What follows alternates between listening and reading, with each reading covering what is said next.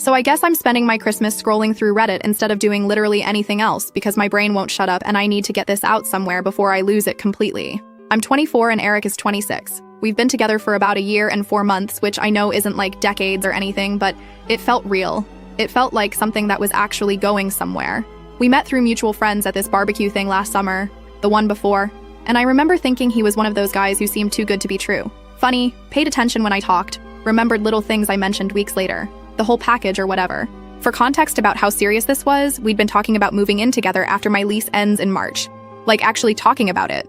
Looking at apartments online together, discussing whose furniture we'd keep versus donate. He met my parents multiple times. I met his mom and his stepdad. We did Thanksgiving at his family's place this year, and his mom kept making jokes about grandkids, which was awkward but also kind of sweet, because it meant she saw me as permanent. Christmas was supposed to be our thing this year.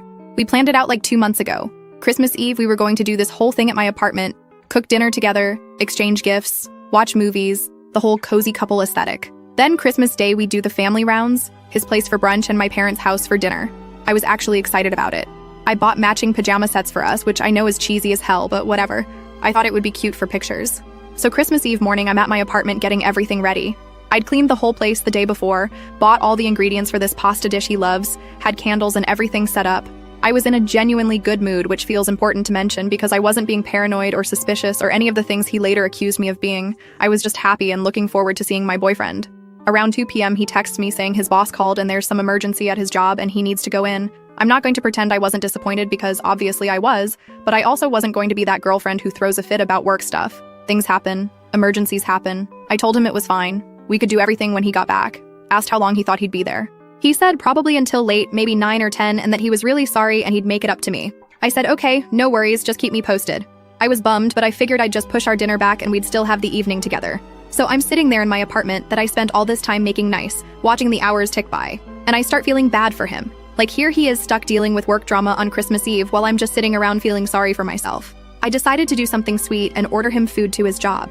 He works at this shipping warehouse place, one of those big logistics buildings by the industrial area near the highway.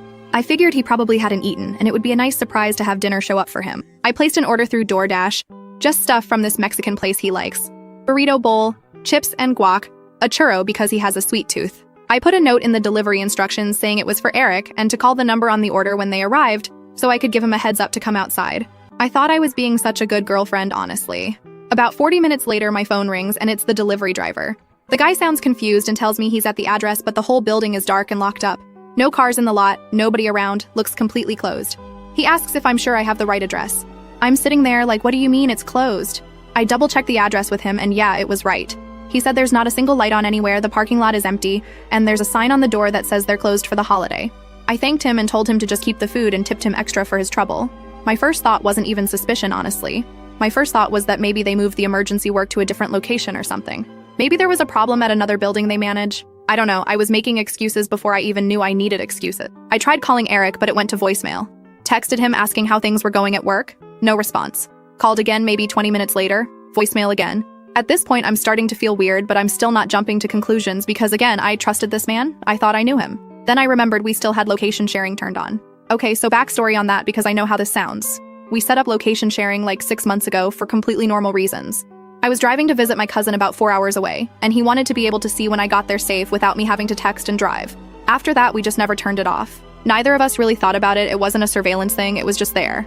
I honestly forgot about it most of the time. So I open the app and look for his location, expecting to see him at some alternate work site or whatever story I was telling myself. Instead, his little dot is across town in this residential neighborhood I've never been to. Not at work, not anywhere near work, just sitting at some random house. I stared at my phone for probably a full minute just trying to process what I was looking at. Then I screenshotted it because something in my gut told me to. I tried calling him again. This time it rang longer before going to voicemail, which meant he was actively declining my calls. I texted him asking where he was and if everything was okay. Nothing. Called one more time. Straight to voicemail now, he'd turned his phone off or blocked me temporarily or something. I did what any unhinged person would do in 2024 and started checking social media.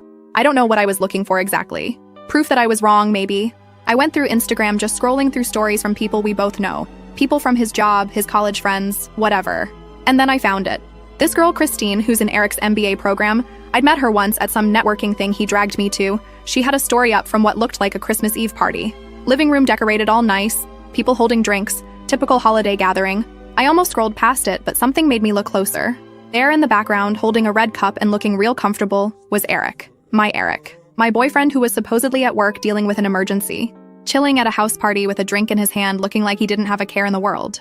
I watched that story probably 15 times. Zoomed in on his face to make absolutely sure it was him, even though I knew it was him the second I saw it. Same jacket he texted me a picture of himself wearing that morning when he said he was heading out. Same watch I got him for his birthday. It was him, and he was at a party while I sat alone in my apartment like an idiot waiting for him to come back from a work emergency that didn't exist. I screenshotted that too. Now here's where I want to be clear about something.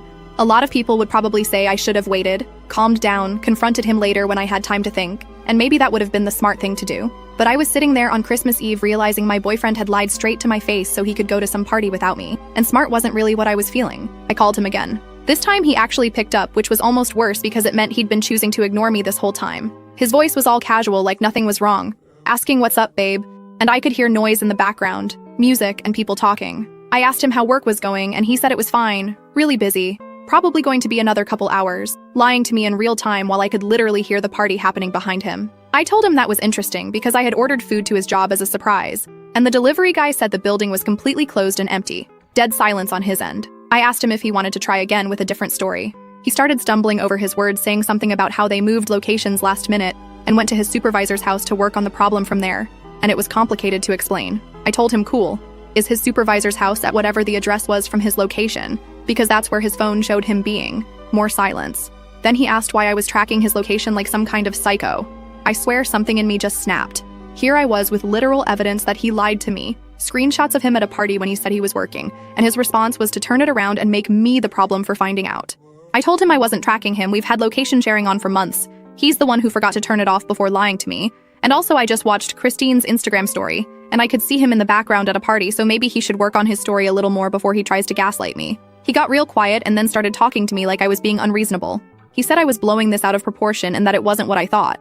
I asked him what exactly did he think I thought, because from where I was standing, it looked like he lied about working on Christmas Eve so he could go to a party without me. Was I missing something? He said it was just a small thing at Christine's place, a few people from his program, and he didn't think I'd want to come because I always seem uncomfortable at his school events.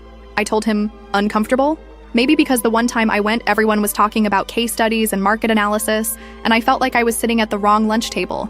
But that doesn't mean I wanted to spend Christmas Eve alone while he partied without me. He could have just asked me instead of making up a whole lie about work. Then he hit me with the line that's still ringing in my head. He said maybe this is exactly why he didn't invite me, because I clearly have trust issues, and he can't even go to a casual get-together without me turning into the FBI.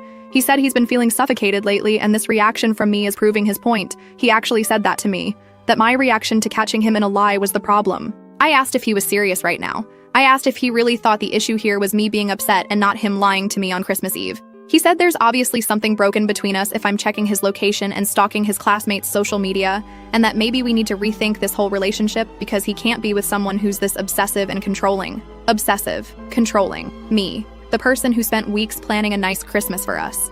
The person who tried to surprise him with food because I felt bad that he was stuck at work. The person who only found out about his lie because I was trying to do something nice. I told him if that's how he felt, then let me make it real easy for him. I told him we were done, that he could enjoy his party, and that I hoped Christine's appetizers were worth throwing away a year and a half for.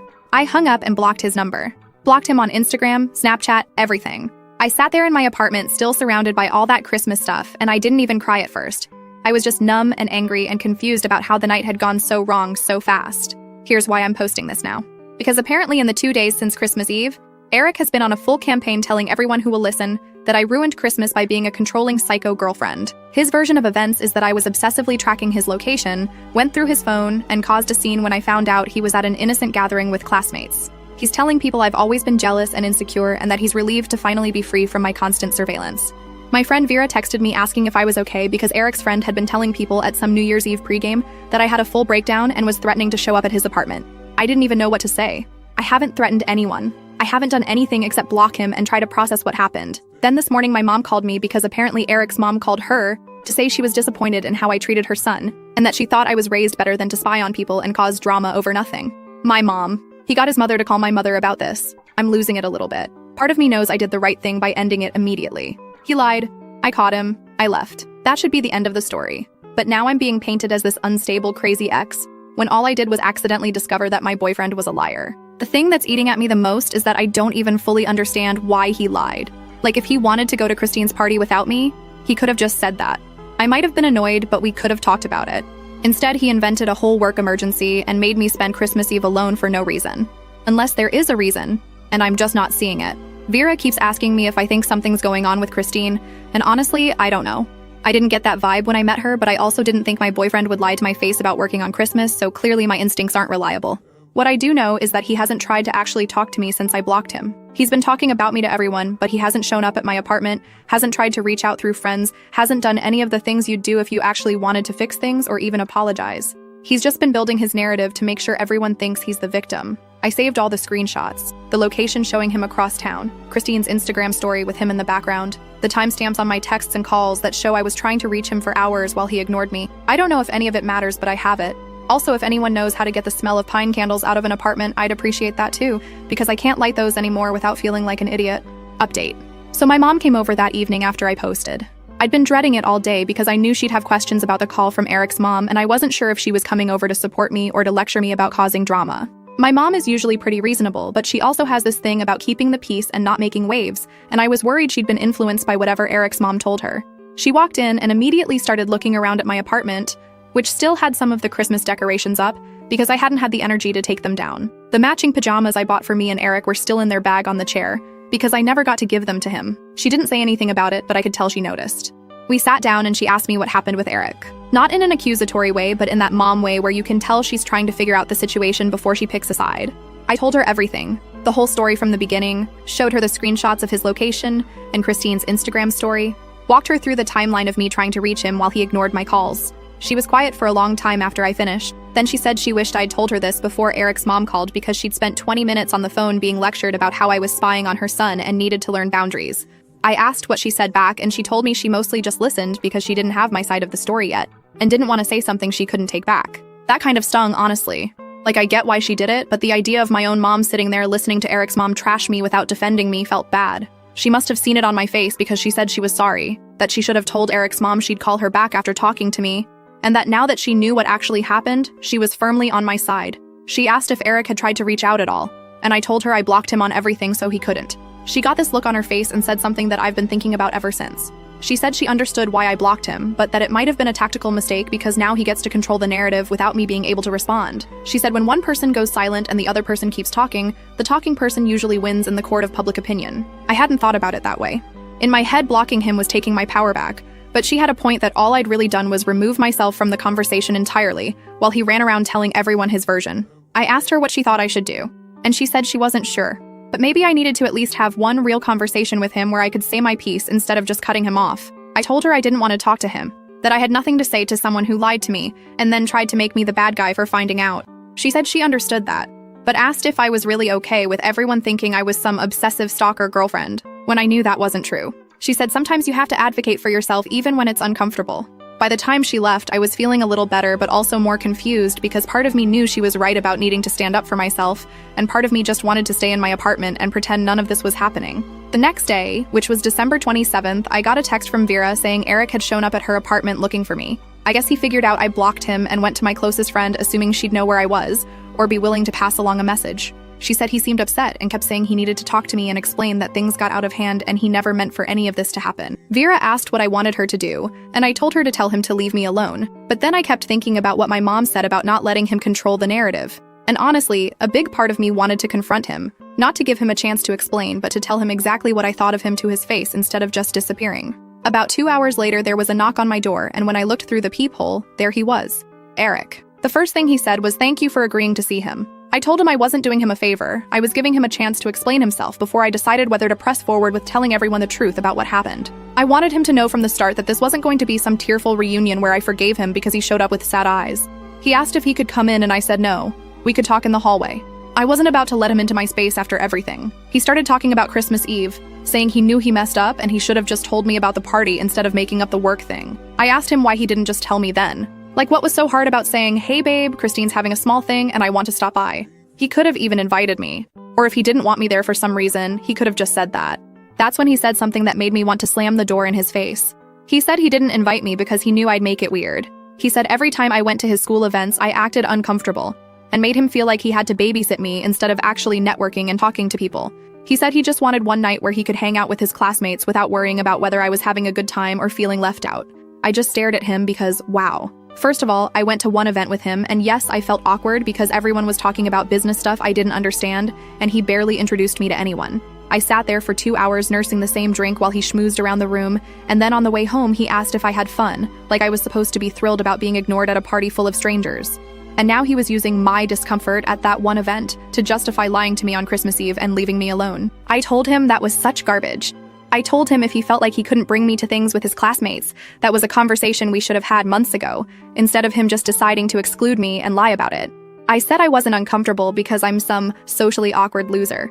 I was uncomfortable because he didn't make any effort to include me, and I spent the whole night standing in a corner while he pretended I wasn't there. He started saying that wasn't fair, that he was trying to make connections for his career and he couldn't spend the whole night holding my hand. I told him I never asked him to hold my hand. I asked him to act like we were in a relationship at a public event instead of treating me like some girl he barely knew who happened to show up. We went back and forth like this for a while. Him trying to explain why he felt justified in lying and me shooting down every excuse he made. At some point he said something about how he's been feeling like we want different things and that maybe this was a sign that we weren't compatible anymore. I asked him what different things. He said he was in a really demanding program, and his career was his priority right now, and he felt like I didn't understand that. He said sometimes he needed space to focus on his goals, and I was always wanting more time and more attention than he could give. Okay, so that was news to me. Because from my perspective, I was extremely supportive of his MBA program. I helped him study for exams, I proofread his papers, I made him dinner on nights when he had late classes so he'd have food ready when he got home.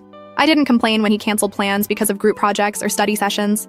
I literally rearranged my whole schedule around his program for the past year and a half, and now he was standing here telling me I was too needy and demanding. I told him that was complete revisionist history, and he knew it. I asked him when exactly I was so demanding that he couldn't handle it. He couldn't give me a specific example, just kept saying it was a vibe and a feeling and that I wouldn't understand. Then I asked him about Christine. Straight up asked if something was going on with her because I needed to know. He got all defensive and said this was exactly what he was talking about, that I was so paranoid and jealous that I couldn't even handle him having female friends in his program. I said I never had a problem with him having female friends. I had a problem with him lying to me about being at work so he could go to her party. That's not the same thing, and he needed to stop acting like my concern was coming from nowhere. He swore nothing was happening with Christine, that she was just a classmate and they worked on group projects together and that's it. He said the party was for everyone in their cohort who was staying in town for the holidays. It wasn't some special thing with her. I asked then why was he so determined to go without me that he invented a whole work emergency. He said he already told me, he just wanted one night without having to worry about me being uncomfortable and making things awkward. Every answer he gave made me angrier because none of it added up to him needing to lie. If he wanted to go solo, he could have said that. If he thought I'd be uncomfortable, he could have asked me. If he was feeling smothered, he could have brought it up literally any time in the past year instead of manufacturing fake overtime shifts. I told him I was done hearing excuses. I said he lied to my face, spent Christmas Eve partying while I sat home alone waiting for him. And then when I caught him, his first instinct was to call me the problem. I said that told me everything I needed to know about who he was as a person. He said I was being dramatic and that one mistake shouldn't erase everything we built together. I told him it wasn't one mistake. The mistake was the lie. Everything after that, the deflecting, the Darvo nonsense, calling me obsessive and controlling, getting his mom to call my mom, telling all our friends I'm crazy, that was a choice. He chose to attack me instead of apologizing. He chose to protect his ego instead of admitting he was wrong. And now he was standing in my hallway still trying to convince me that I was overreacting instead of just saying sorry. He finally got quiet after that. Then he said he was sorry, but he said it in that way where you can tell someone's only apologizing because they think it's what you want to hear, and not because they actually mean it. Like the word sorry followed by a big but. He said he was sorry, but I had to understand where he was coming from. He said he was sorry, but the way I found out was still a violation of his privacy. He said he was sorry, but maybe if I'd been more supportive of his career, none of this would have happened. I actually laughed at that last one. Not because it was funny, but because it was so absurd. He was really standing there trying to make his choice to lie to me somehow. My fault for not being supportive enough. I told him we were definitely done, and this time I meant it. I told him to stop talking about me to people, to leave me alone, and to have a nice life. He asked if we could at least try to be civil about this, like we'd still see each other at mutual friends things, and he didn't want it to be weird. I told him he made it weird by starting a smear campaign against me within hours of us breaking up. I said if he wanted things to be civil, he could start by telling everyone the truth about what actually happened instead of painting me as some psycho stalker. He said his version was the truth, that I did check his location without his permission, and I did go through his classmates' social media looking for him. I told him the location sharing was mutual, and he knew it was on, and the only reason I even looked was because he lied about where he was. I wasn't tracking him. I was trying to figure out why my boyfriend's workplace was closed when he said he was there. That's not stalking. That's normal concern. He didn't have a response for that. Just stood there looking frustrated like he couldn't understand why I wasn't buying his version of events. I told him to leave. He said one more thing before he went. He said he really did love me and he didn't want it to end like this. He said maybe in a few weeks when we'd both calmed down we could try again and do things differently. He left. Every explanation he gave was designed to make it my fault somehow, whether it was my awkwardness at his events or my neediness or my paranoia. Nothing he said was actually taking responsibility for deciding to lie to my face on Christmas Eve. I called Vera and told her what happened. She came over that night and we ordered food and she let me rant for like 3 hours. She said she always thought Eric was a little too smooth, like everything he said was calculated to make himself look good. She mentioned something I hadn't really thought about before, which was that she'd noticed over the past few months he seemed to be pulling away from stuff with our friend group. Like he'd skip things he used to come to, or show up late and leave early, or seem distracted when he was there. She didn't say anything at the time because she figured it was just MBA stress, but now she was wondering if something else was going on. That stuck with me because I'd noticed some of that too, but I'd made the same excuse. He was busy with school. He was tired. He had a lot on his plate. I kept giving him the benefit of the doubt because that's what you do when you trust someone. Now I was looking back at all those moments and wondering what else he was doing when he said he was studying or at group meetings or too tired to hang out. The next day I decided to unblock him. Not because I wanted to talk to him again, but because I wanted to be able to see if he was still posting about me or talking to people. I figured if he was going to keep running his mouth, I should at least know what he was saying. That's when I saw he'd posted a story. It was a photo of him and a bunch of people, including Christine, at what looked like a New Year's Eve party. She was right next to him in the picture, leaning into him the way you lean into someone you're comfortable with. His arm wasn't around her exactly, but it was behind her in a way that didn't look casual. The caption said something about starting fresh in the new year, surrounded by people who actually appreciate him. I screenshotted that too. My mom thinks I should write out everything that happened and send it to the people who matter most so they have my side. Vera thinks I should just focus on moving on and let karma handle the rest. I honestly don't know what's right. What I do know is that I'm not crazy. I'm not obsessive or controlling or any of the things he said about me. I was a good girlfriend who trusted the wrong person and got burned for it. And I'm not going to let him rewrite that story just because he's louder than me. I'll update again if anything else happens. At this point, I wouldn't be surprised by anything. Oh, and someone in the comments last time asked how old Christine was. She's 27 and single as far as I know. Just putting that out there. Last update. So after my last post, things got messier before they got better. Eric kept posting stuff on social media clearly aimed at me, vague stories. Every single one felt like a dig, and I knew people were seeing them and probably believing his version. Vera convinced me to come to this thing our friend group was doing for someone's birthday about 2 weeks after New Year's.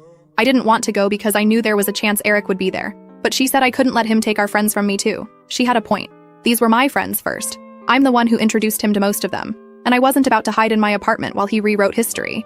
I showed up and Eric was already there with a group of people, including 2 guys from our friend circle who I thought were closer to me than to him. When I walked in, the whole vibe shifted. Eric looked at me like he couldn't believe I had the nerve to show up. I looked right back at him and went to find Vera. For about an hour, we existed in the same space without talking. I could feel him watching me, could hear him laughing too loud at things that probably weren't funny, performing for everyone like he wanted to prove he was unbothered. I was doing my own version of the same thing probably. Fake smiling, making conversation, pretending my stomach wasn't in knots. Then I went to get a drink and he followed me, cornered me by the kitchen and said we needed to talk because this was getting ridiculous. I told him I had nothing else to say to him. He said he was tired of the drama and the tension and couldn't we just move past this like adults. I told him moving past it would require him to stop telling everyone I was an obsessive stalker. He said he stopped talking about it weeks ago and I was the one keeping it alive by acting weird around him. I said I wasn't acting weird. I was acting like someone who caught their boyfriend lying and got blamed for it. And if that made him uncomfortable, then good. He got frustrated and said I needed to let it go already. He said yeah, he made a mistake, but I made it into this huge thing when it didn't have to be. I asked what exactly was the appropriate reaction to finding out your boyfriend lied about working so he could party with another girl. He said Christine wasn't another girl, she was a classmate, and I was proving his point by still being hung up on her. That's when I asked him straight up. I said, are you with her now? Because the pictures I've seen sure make it look like something's going on. He got quiet for a second and then said even if he was, it wouldn't be any of my business anymore since I ended things. I told him I ended things because he lied to me, and if he moved on to Christine 2 weeks later, that tells me everything I need to know about what was actually happening. He didn't deny it. He just stood there with this look on his face like he was calculating what to say next. Finally, he said Christine understood him in ways I never did, and that she supported his goals instead of making him feel guilty for having ambitions. I almost laughed because, wow, the rewriting of history was unreal. I asked when exactly I made him feel guilty for his ambitions. I asked for one specific example. I told him he was full of it. I said I spent a year and a half supporting everything he did, rearranging my life around his schedule, helping him with his work, celebrating every small win with him, and now he was standing here pretending I was some unsupportive burden because it made him feel better about being a liar and probably a cheater too. He tried to interrupt, but I wasn't done. I told him the saddest part was that I actually loved him. I was planning a future with him. I thought we were building something real. And the whole time he was apparently wishing he was somewhere else with someone else. He couldn't even give me the basic respect of being honest about it. Instead, he made up lies and then tried to make me the villain when I found out. He said I was being dramatic again. I said no, I was being accurate. And there's a difference. I told him I was done letting him make me question my own reality. I knew what happened. I knew he lied. I knew he chose to attack me instead of apologizing. And I knew that whatever he had going on with Christine started before Christmas Eve, whether he admitted it or not. He asked what I wanted from him. Like, genuinely asked, as if he couldn't figure out what would make this better. I told him I wanted him to stop pretending he was the victim. I wanted him to tell the truth to the people he lied to about me. I wanted him to own what he did instead of hiding behind excuses about my supposed jealousy and insecurity. He said he couldn't control what people believed. I said no, but he could control what he told them, and he chose to tell them lies. That was on him. We stood there staring at each other, and I realized I was never going to get what I wanted from him. He was never going to admit he was wrong, never going to take responsibility, never going to tell people the truth. That's just not who he was. And I had to be okay with that because I couldn't force him to be a better person. I told him I was done with this conversation and done with him. I said I didn't care what he told people anymore because anyone who believed his version without asking me wasn't someone I needed in my life anyway. I said he could have Christine and his MBA friends and his carefully curated image. I was going to be fine without any of it. My mom called Eric's mom back and told her the full story. I don't know what was said, but Eric's mom hasn't contacted anyone in my family since. I took down the rest of the Christmas decorations, donated the matching pajamas to Goodwill still in the packaging, deleted all our pictures. Not because I'm heartbroken, but because I don't need reminders of someone who didn't deserve my time. That's it. That's the whole story. I'm logging off this throwaway and moving on with my life.